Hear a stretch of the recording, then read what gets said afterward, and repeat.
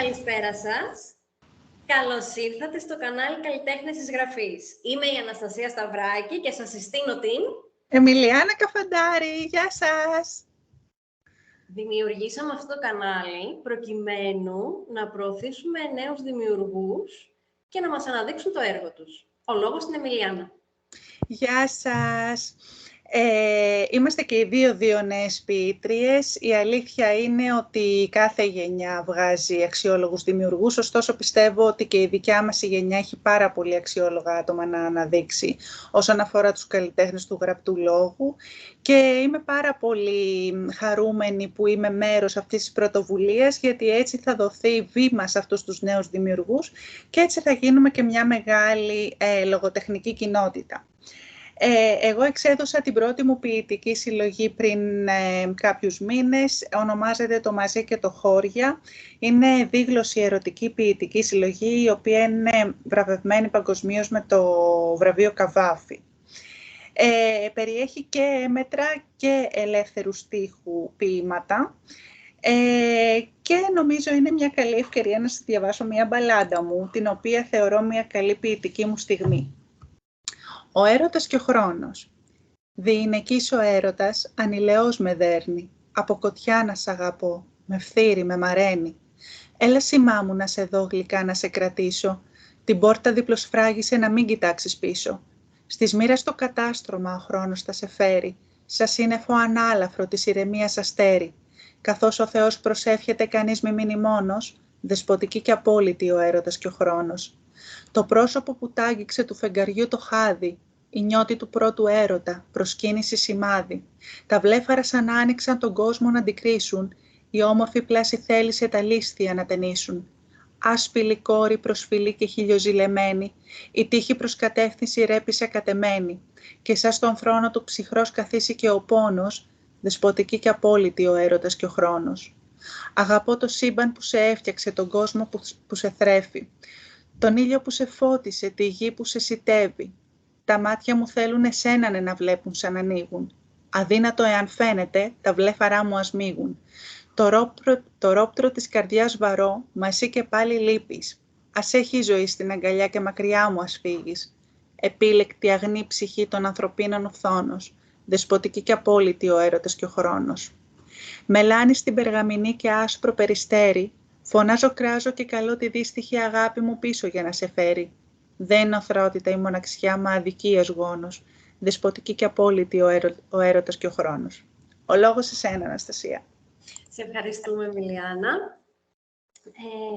Όπως είπε και πριν η Εμιλιάνα, είμαστε δύο νέες ποιήτριες και εγώ έχω εκδώσει πρόσφατα την πρώτη μου ποιητική συλλογή, συγκεκριμένα τον Αύγουστο του 2023, με τίτλο «Ημιτελές».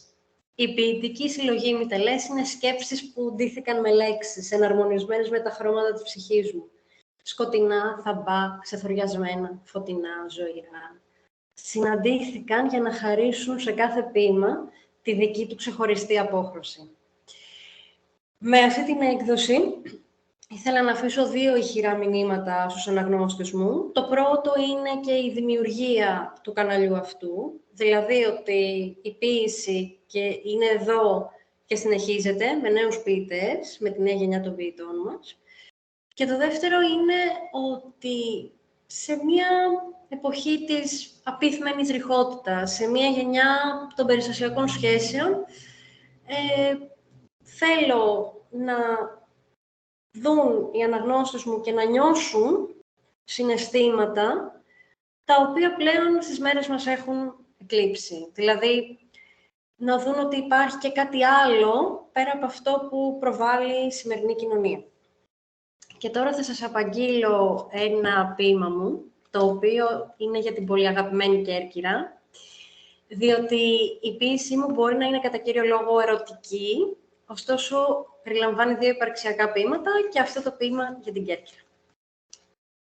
Μην είναι το σούρουπο όταν πέφτει να ομορφαίνει πιο πολύ, ή μήπως την ημέρα όταν ο ήλιος ήδη έχει βγει. Η αριστοκρατική αρχιτεκτονική της κάτι από παραμύθι θα θυμίσει, σαν την ιστορία μιας κοντεσίνας που κάποτε εκεί είχε ζήσει. Η ιταλική της φινέτσα, τα σπίτια της τα αρχοντικά, κάνουν τα καντούνια της μυστήρια, όμορφα, φανταχτερά. Οι πλακόστρωτοι της δρόμοι οδηγούν σε ιστορικά περάσματα, που όταν κάποιος τα διαβεί, έχουν στα αυτιά του κερκυραϊκά άσματα. Το ληστόν στο κέντρο της, από τη ρουέντερη βολή εμπνευσμένο. Όποιον περνά από μπροστά του, τον αφήνει μαγεμένο. Πιο πέρα η σπιανάδα του νησιού, η κεντρική πλατεία. Σαν πράτο στο διάβα της, νιώθω για αυτή λατρεία. Το ποντικονίσι ανατολικά της, μέσα στα πράσινα ντυμένα. Έμπνευση του Άρολντ Μπέκλιν για έργο τέχνης δοξασμένο. Γεννήθηκε από την τρίαινα του Θεού Ποσειδώνα, που από καράβι το μετέτρεψε σε μια καταπράσινη βραχώδη εικόνα. Είναι αμοράδα με τον τόπο αυτό, είμαι και το δηλώνω. Μωρώνω που δεν βρίσκομαι εκεί όλο το χρόνο.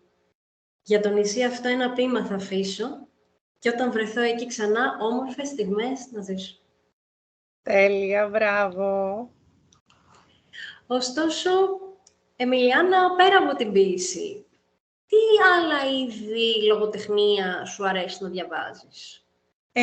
Γενικότερα, εγώ έχω πολύ ευρύ φάσμα σαν αναγνώστρια, παρόλο που έχω εκδώσει μόνο μία ποιητική συλλογή μέχρι στιγμής.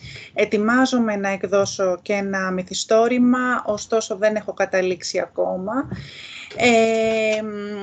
Θα ξεκινήσω από τη θεατρική γραφή, η οποία μου αρέσει πάρα πολύ, ωστόσο προσωπικά μου είναι πιο εύκολο να έχω πρώτα δει μια παράσταση και ύστερα να διαβάσω το κείμενο. Το μυθιστόρημα έχει άλλη ομορφιά. Είναι λίγο δύσκολη η θέση του συγγραφέα στο μυθιστόρημα, γιατί έχει πάρα πολλούς ρόλους ταυτόχρονα. Έχει το ρόλο του σκηνοθέτη, του σεναριογράφου και πολλών διαφορετικών ηρώων, είτε πρωτεύοντων ηρώων, είτε δευτερευόντων. Επίσης, μ' αρέσουν και μικρότερες φόρμες, εννοείται η ποίηση, είτε έμετρος είτε ελεύθερος στίχος, αλλά και νουβέλες, διηγήματα και άλλου είδους μυθοπλασία. Γενικότερα, με τα διάφορα είδη, θεωρώ ότι είναι ευκαιρία να πούμε πως βρισκόμαστε ναι μεν σε μια εποχή πολύ δύσκολη κοινωνικά, ωστόσο δίνεται και η ευκαιρία της υπερβολικής πληροφορίας, την οποία αν κάποιος επεξεργαστεί σωστά μπορεί να κάνει θαύματα. Και αυτό το βλέπουμε ειδικά με το αστυνομικό μυθιστόρημα, το οποίο μέχρι τώρα είχε μία συγκεκριμένη φόρμα. Βλέπουμε όμως νέους νέους συγγραφείς να την εξελίσσουν αυτή τη φόρμα και να την παντρεύουν και με άλλα είδη. Αλλά αυτά θα τα πούμε στην πορεία. Σειρά σου, Αναστασία. Ακριβώς. Εγώ αρχικά εννοείται ότι κατά κύριο λόγο προτιμώ τις ποιητικές συλλογές, δηλαδή είναι το είδος που διάβαζα από την εφηβεία μου και έχει τον πρωταρχικό ρόλο μέχρι και σήμερα στη βιβλιοθήκη μου. Ωστόσο, μου αρέσανε πάρα πολύ και μου αρέσουν ακόμη και τα ρομαντικά μυθιστορήματα, αλλά και τα κοινωνικά, πάρα πολύ. Είμαι φανατική αναγνώστρια κοινωνικών και ρομαντικών μυθιστορημάτων. Ωστόσο, τα τελευταία χρόνια με έχει κερδίσει και το αστυνομικό μυθιστόρημα. Είναι δηλαδή κάτι που ανακάλυψα για εμένα σχετικά πρόσφατα και μετά από πολλά χρόνια ανάγνωσης. Και επίσης θέλω να ξεκινήσω να διαβάζω πάρα πολύ και διηγήματα μυστηρίου ή ας πούμε διηγήματα τρόμου. Επειδή μου αρέσουν πάρα πολύ και σαν ταινίες, θα ήθελα να δω πώς είναι και η γραφή τους σε βιβλία εξίσου. Αυτά και από εμένα, σχετικά με τα είδη που προτιμώ. Και τώρα θέλουμε τα σχόλιά σας για το τι είδους βιβλία σας αρέσει να διαβάζετε. Ακριβώς, περιμένουμε τα σχόλιά σας από κάτω. Χαιρόμαστε πάρα πολύ για αυτή την πρωτοβουλία. Πιστεύουμε ότι θα δημιουργηθεί μια πανέμορφη κοινότητα και θα τα πούμε σε επόμενα βίντεο. Σας ευχαριστούμε πάρα πολύ. Καλή σας συνέχεια. Γεια σας!